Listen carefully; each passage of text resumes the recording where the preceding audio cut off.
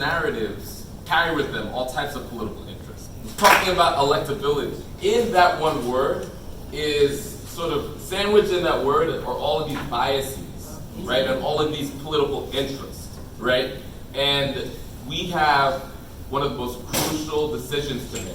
Our country is choosing to either go further towards neo-fascism, return back to the sort of like third way triangulation of sort of corporate Democrats, or take a leap forward towards more progressive, more inclusive, more socially democratic country. Those are our three very stark decisions that we're making.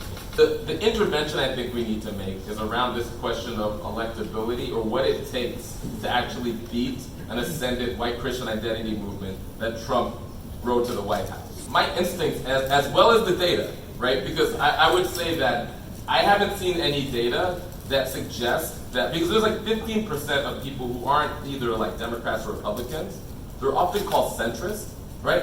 In order to be a centrist, you need to have a pretty nuanced ideological understanding of the left and the right to choose to, for some reason, become equidistant between them. That's not what's happening with those folks. These are everyday folks who are just trying to get through their day and who have some like ideologically discordant views, right? They believe some really liberal things and some kind of conservative things. The thing that helps people cohere a political identity is organizing.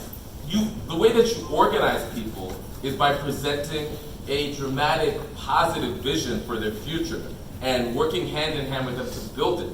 And so, presenting people with small bore solutions or ferrying them to the voting booth is not going to be enough to build a movement of people. You might get them to vote maybe, but you're not going to get them to volunteer like hell, to bring other people in their communities and into the fold, and to have the necessary conversation in their churches, in Thanksgiving, in order to shift folks towards our side. The only way that could happen is by actually saying and standing on what we actually want, right? And so there's a lot of folks who are fearing us from doing that in the interest of false unity.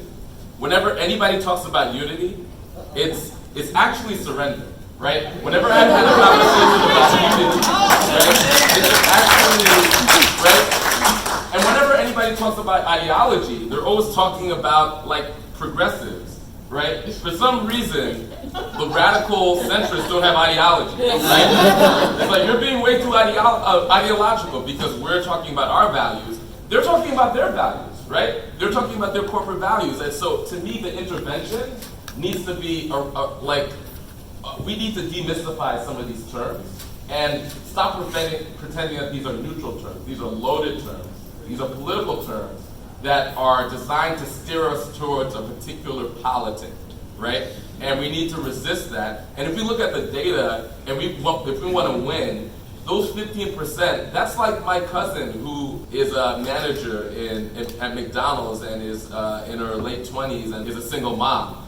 She's not super ideological. She needs to be organized. I post stuff on Facebook, and every 20th post she's like, yeah, cuz, right? She's not reading the Washington Post op-ed section, right? So, like, it's our job to engage with her where she's at and then present her like a positive vision of where we need to go that actually meets the scale of her problems.